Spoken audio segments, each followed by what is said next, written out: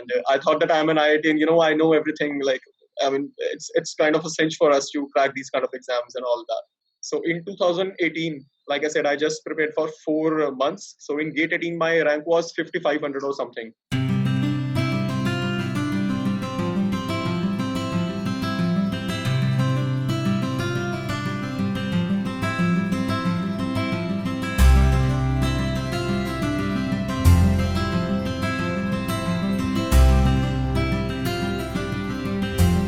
So today we have a person who is an IIT graduate, works in a government firm. In short, he is a dream son for many Indian families. But if you think that his IIT tag have helped him to get into government firm, then you might be wrong. So today we have Prayas Bhagat, who is a mechanical engineer, works in Indian Oil Corporation Limited. Yes, one of the Maharatan. In our conversation, Prayas will let us know about GATE and also his journey from IIT Kanpur to IOCL. Hi Prayas, thank you for joining us. Thank you so much, Navendu. Tell us about IIT Kanpur. Like, it is a dream college for many, right? And tell us about your 4-year journey and any placements you took and about your internship diaries. That particular time period, those 4 years of my life have been life-changing for me. The experience that I've had, during that time from 2013 to 17, it's such a great experience. It has actually transformed me from a child, who is a nonchalant person to a grown-up person, to a serious person who has some goals and aspirations in his head. Right now, I'm working with Indian Oil Corporation, and so this is the third organization for which I've worked. So I did my internship after third year in Bosch Limited, and I did my, I was placed on campus only in Hero MotoCorp in 2017. Tell us, when did you started your preparation? What was it your first attempt in which you made it, or you took another attempt?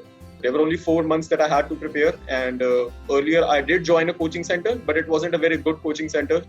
It was in Chandigarh only, and because I started from level 0, I was highly confident. I must tell you that it was kind of an overconfidence. It was an arrogance, like if I look back into the day. And I thought that I'm an IITian, I know everything. Like, I mean, it's kind of a cinch for us to crack these kind of exams and all that. So in 2018, like I said, I just prepared for 4 months. So in GATE 18, my rank was 5500 or something. And I was not shocked, because I had already realized, I mean, it was there in my mind, on a subconscious level, that yes, I'm not working, up to my potential. I have a lot of potential and I'm not working according to that. So there is no point of expecting a good result. So the moment I got the result, March 2018, I started preparation very, very seriously. And again, I took a coaching, in Chandigarh only. And I started from April 2018 to, February 2019. So in the second attempt, I actually cracked this exam and I got the A23 rank, in GATE 2019. Can you tell us about the pattern GATE follows and what are the total marks that are contained in GATE paper? And the questions are not subjective. The questions are definitely objective, and you do get ample time to solve one question. So as far as I remember, there are kind of 3 minutes for one particular question. And if you are well versed with how you have to solve the questions, how the concepts are, what are the formulas for particular concepts and questions, I believe you can solve the question, the whole exam in just 2 hours only, or even less than that. So questions are highly objective. And coming to the distribution for mechanical engineering, I would say that 3-4 topics are very, very important. The first one is production engineering. It's a very big, actually, a subject. Production includes a lot of things. Production, manufacturing. Then comes thermodynamics. Again, thermodynamics itself is a very big topic. And then come fluid mechanics and strength of materials. So these are 4 topics that are of high importance. But again, these days, GATE is, trying to change its pattern, its weight distribution, because a lot of people know whatever I just told you. Most of the students, most of the aspirants, serious ones, they already know what the thing is, So GATE is actually changing the patterns, and now they are opting for other subjects to, ask questions from. In mechanical engineering, actually the cutoff goes really, really high. I do not remember the cutoff of this year, but usually the cutoff is like if you have 75 and above marks, then only you have a chance to get a good rank and also get a good PSU, or and if you want to opt for MTech also, then a good college. Now tell us, other engineering entrance exam you gave other than GATE? So GATE exam was the one that I focused on, and other than that, I also gave the BARC exam, Baba Atomic Research Center exam, and there was one more exam known as AFCAT. When people like students think of giving exam, they are in a trauma of going for coaching or for doing a self-study. Tell us, is coaching important, and if yes, then why? And how can one cope up while self-study? The thing is that you are your own best judge. Okay, one thing that you have to keep in mind, that are you comfortable studying on your own? That you have to analyze yourself only. Just think whether are you able to crack the exam on your own, whether are you able to solve all the questions on your own or not. Okay, just go through the syllabus. If you want to give it a try on your own, just try to go for self studies, study for 2-3 months, and if you see that you're progressing at a good rate, you can go for self study. It's all hit and trial thing. If you believe that you are able to do self study and crack the exam, you can go for that. But I highly recommend that you just give it a try for first 1 to 2 months. Try to go for self study, and then feel that if you are not able to get the concept right, if you're not able to solve all the previous year questions, you definitely should go for coaching only. Because when it comes to coaching, say for example, big institutes, they charge you between 80,000 to 1 lakh rupees, okay, for 1 year. I know it's a lot of money, but again, it's a good investment. If you feel that you are confident in yourself that you're going to crack this exam this particular year, and you are given a chance, I believe, why not go for the coaching? Coaching is always better than self-study.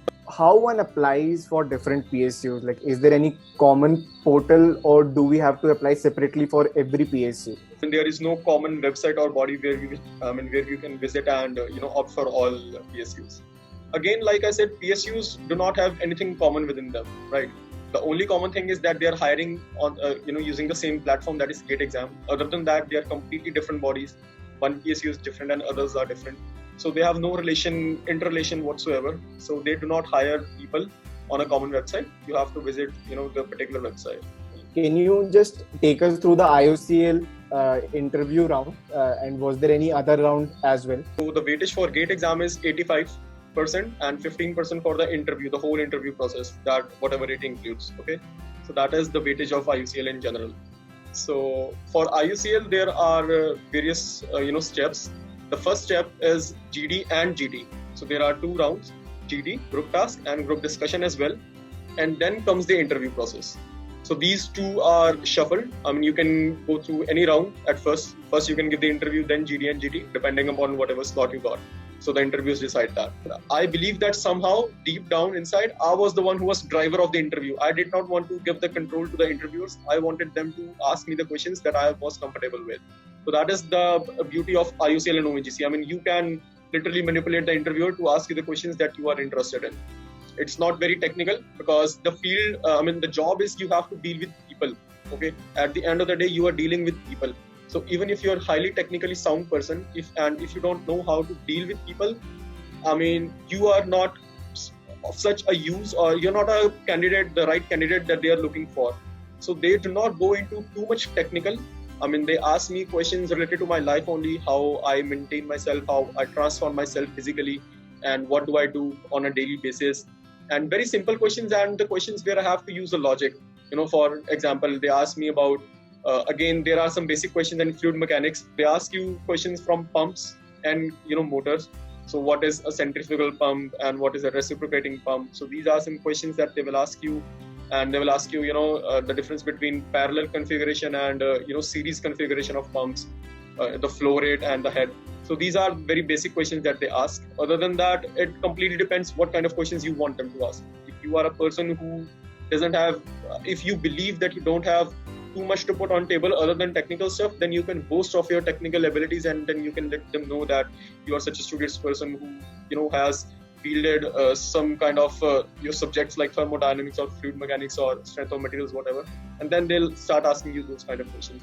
Tell our viewers some do and don'ts when you prepare for interview and GDPI, like any pro tips you want to give. First thing is you have to have self-confidence. The second thing is you don't have to compare yourself with anyone else, whoever is sitting in the room, whoever you are competing with.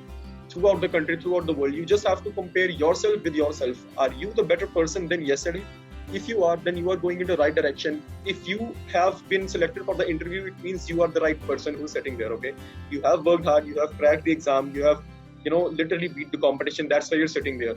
Now is not the time to sell yourself short. You just have to have that confidence in you that you are capable of doing that. And that comes with, actually, you have to be very cautious, and you have to realize that you have to use your conscious mind in order to remind yourself that you are capable of doing everything. So, Prayas, can you tell us about your role in IOCL and where you have been posted right now? Right now, I'm posted in Nabha. It's a town near Patiala, in Punjab. So right now, I'm posted in pipeline division in Indian Oil. So pipeline division is basically analogous to the logistics department when it comes to normal, physical products. Though it is a PSU, but the culture here is like any other corporate for that matter. The care that they take for every employee of theirs is to such a level that they will provide you everything with all the medical benefits, with all the non-essential goods and products as well. Say for example, if you want to buy a laptop, if you want to buy a mobile phone, the day you enter Indian Oil, the day you get enrolled into Indian Oil as an employee, you have all the rights to claim all those things, and you can go for it. I believe it is around 1.3 to 1.5 lakhs that you actually get as a new employee in the company, as an officer, that you can use for anything. Prayas, thank you for joining us, and thank you for your insightful and motivating answers. Namindu, thank you so much for actually having me, on this particular platform.